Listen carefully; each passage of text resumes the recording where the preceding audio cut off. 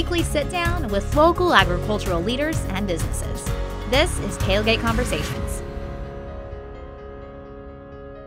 Presented by Pinnaker Chevrolet. As you know, we like to talk about tailgates here on the show, and we are here at your parts counter. This is your tailgate. Yes. So take me through how all this got started.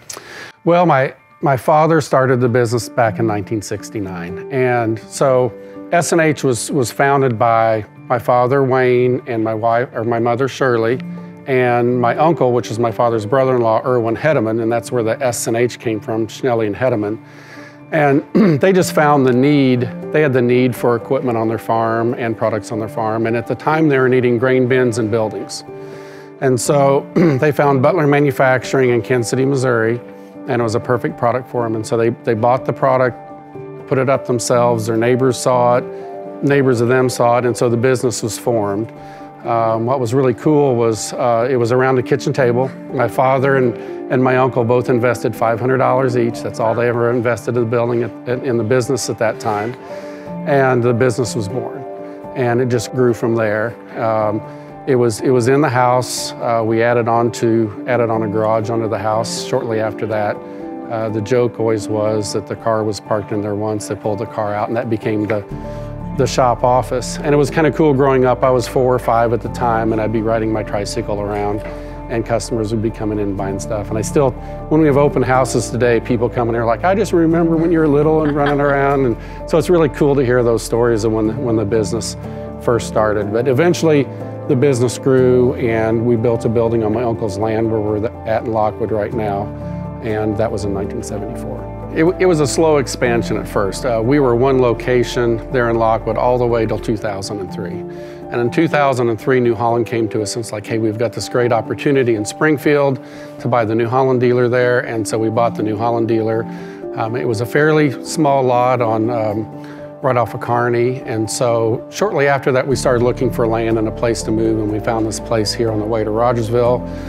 Bought the land, which was actually from a farmer that my dad had done business with in the early days, and so that was kind of a cool connection. And we designed and built the building here in 2006 as we moved in.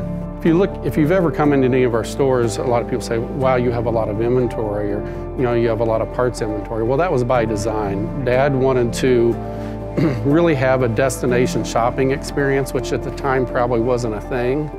But we always laughed. People would call Lockwood and they would say, hey, we're coming to Branson and we're going to stop by. Do you have this? I want to look at it. And so it was kind of a honey, I'll take you to Branson, but we got to stop by S&H and drive through their lot. Every wife's dream. Yeah, exactly. Right. I think when my dad and my uncle started the business, they really didn't have a written, business. They for sure didn't have a written business plan. That wasn't a thing back then. Back in the 70s, there wasn't a lot of pricing. Of course, there wasn't online, but there wasn't a lot of pricing in newspapers, and there was a lot of smoke and mirrors and bait and switch with pricing. And as a farmer, he didn't like that. And so he said, I'm just going to have upfront honest pricing. And we started putting pricing in newspapers, and if you're too afraid to put a price in the paper, it must not be a good price. And I think one of the most important things that my father always believed in was the S&H team.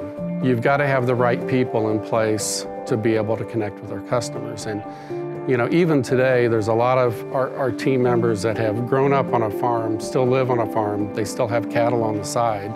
And that's so important to our ag base that people at the counter and the service department salesmen really understand what they're going through, because they're doing the same thing on their off hours. And we also have a lot of employees that run our lawnmowers and side-by-sides, and so we really try to have a great team here. And we also have a lot of people that have worked here 10, 15, 20 years that have lots of experience, not only at S&H, but in the industry. And that really makes a difference when you're talking about customer experience and how customers are being treated and how things are getting fixed in a timely manner. So. Well, when we're talking about the ever-growing and ever-changing agricultural community, we're talking about innovation at its finest. But what's cool about what you offer is local, and you're staying tried and true to your customer base. What does it mean to you to serve local and serve your neighbors?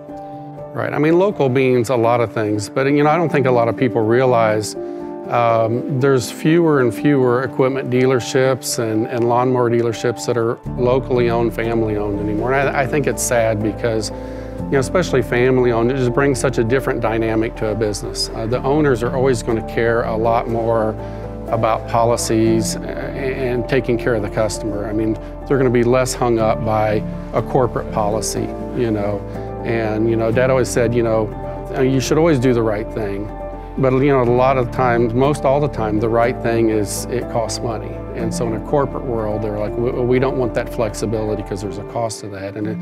And as a dealer, we're here to take care of the customer the best that we can. We're really excited about, our S&H team. We have 180 people that work for us.